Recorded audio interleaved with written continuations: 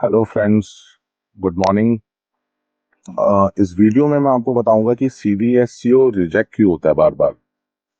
सभी पूरी की पूरी इंडस्ट्री, सभी लोग बहुत परेशान है कि भाई हम धंधा नहीं कर पा रहे, हम बिजनेस नहीं कर पा रहे, क्योंकि सीडीएसईओ का जो रजिस्ट्रेशन है वो टाइमली मिलता ही नहीं हमें।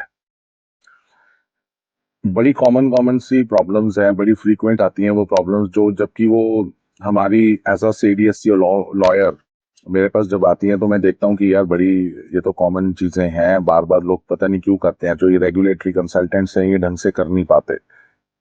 तो एक कॉमन प्रॉब्लम है, असेंशियल चेकलिस्ट है। आपको जो भी लाइसेंस लेना है उसमें सीडीएसईओ कहता है यार 10 या 15 तरीके की ये सारी चीजें हैं, मेरे को दे दो तभी मैं करूंगा। उसको बोलते हैं essential checklist. CDSCO time to time अपनी असेंशियल चेकलिस्ट को अपडेट करता है। वो असेंशियल चेकलिस्ट के हिसाब से कभी भी वो चीजें कई बार डाली नहीं होती। दूसरी चीज, जो आपने अपना सीडीएसईओ के लिए जो एप्लीकेशन फॉर्म फाइल किया, लेट्स से आपने मेडिकल डिवाइस के अंदर MD14 फाइल करा है इम्पोर्ट रजिस्ट्रेशन लेने के लिए। अब जो वो फॉर्म फाइल करा है और उसके साथ जो एनेक्जर्स लगाए हैं वो नहीं मैच कर रहे। ये बड़ी कॉमन प्रॉब्लम है। तीसरा, जैसे उस एनेक्जर के अंदर जो डिटेल फॉर्म फिल की, फॉर एग्जांपल अब ट्रेडमार्क लिख दिया। अब ट्रेडमार्क लिखे है तो आगे जो टेक्निकल डॉक्यूमेंटेशन है वहां पे उसकी कोई मेंशनिंग हो, लेबलिंग के अंदर मेंशनिंग हो, वो नहीं होती। चौथा, आपका जो फ्री सेल सर्टिफिकेट है, फ्री सेल सर्टिफिकेट के अंदर जो आपके मॉडल नंबर लिखे हुए हैं और जो मॉडल नंबर आपके एप्लीकेशन में लिखे हुए हैं वो नहीं मैच करते। पांचवा, क्लिनिकल जो डेटा है वो इंडियन पॉपुलेशन के हिसाब से अलाइन नहीं है। भाई आप यूएस का कोई प्रोडक्ट ले आए बट उसका जो क्लिनिकल डेटा है वो इंडियन पॉपुलेशन के हिसाब से अलाइन नहीं है। अब आएगी बार बार query.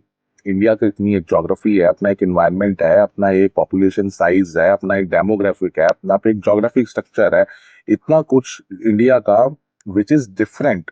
India is a very giant country. उसके हिसाब से अगर नहीं मैच होगा तो CDSCO would be definitely rejecting it. उसके बाद अब जो आप फॉरेन कंपनी से जो प्रोडक्ट लेकर आ रहे हैं, अब वो प्रोडक्ट आपका आपको पावर ऑफ अटॉर्नी ऑथराइजेशन लेना है। अब उसके ऊपर नोटराइजेशन नहीं मैच करता इंडिया के अंदर। भैया नोटराइजेशन नहीं कराए बेसिक कागजों को, अब क्या करोगे अगर नोटराइजेशन आपने नहीं कराया तो वो अगेन है ना। सॉरी, थोड़ा वीडियो में इंटरप्शन आया होगा, क्योंकि मैं एयरपोर्ट पे बैठ के वीडियो प्रोड्यूस कर रहा हूँ। खाली बैठा था, सोचा तो कुछ वैल्यू दे दूं अपने सभी लोगों को। तो अब हमने इतने सारे पॉइंट डिस्कस कर लिए। पावर ऑफ अटॉर्नी का पॉइंट था, उसके बाद आपका नोटराइजेशन नहीं है प्रॉपरली, वो मैं डिस्कस कर रहा था आपके साथ। और लोग सिली मिस्टेक क्या करते हैं, इंटेंडेड यूज जो है वो प्रॉपरली नहीं लिखते आईएफयू के ऊपर। जो इंस्ट्रक्शन फॉर यूज है, जो लीगल फॉर्म में एप्लीकेशन फॉर्म में इंटेंडेड यूज लिख रहे हैं और जो आईएफयू के अंदर जो लिखा हुआ है वो दोनों मिसमैच है। ये भी एक बहुत बड़ा इशू है।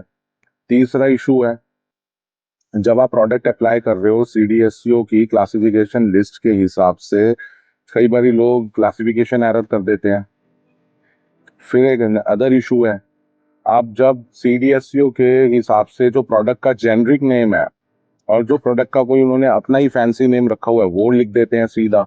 और अगर वही लिखने से सीडीएसईओ क्वेरी रेज कर देता है कि ये तो क्लासिफाइड नहीं है। उसके बाद जितने रेगुलेटरी कंसल्टिंग फर्म्स हैं, मोस्ट ऑफ देम उतनी स्ट्रांग विल पावर से फॉलो अप नहीं करते सीडीएसईओ के अंदर। या तो कनेक्ट्स नहीं है उस तरीके के, ना फॉलो अप है लेजिटिमेट जो ऑप्शंस अवेलेबल है हमारे पास फॉलो अप करने के, ना वो फॉलो प्रॉपर है।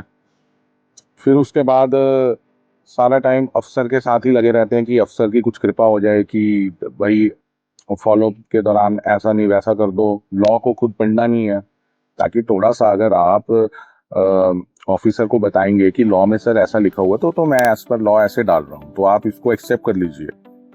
Y the officer don't want to accept? Officer accept करेगा बट उसको अप्राइज तो करो, कि उसकी पावर तो बताओ कि लॉ में ऐसा लिखा हुआ है, जो वो सोच रहा है उसको ऐसे वो चल सकता है। तो वो नहीं है प्रॉपर उस तरीके से।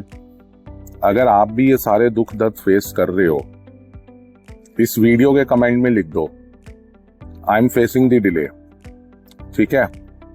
और इस वीडियो में दिए हुए जो भी कॉन्टैक्ट नंबर्स हैं उस पर कनेक्ट कर लो, मेरे से बात कर लो, मैं आपको आपकी प्रॉब्लम को सॉल्व कर दूंगा, ठीक है, जो भी बेस्ट पॉसिबल सॉल्यूशन होएगा। Thank you so much.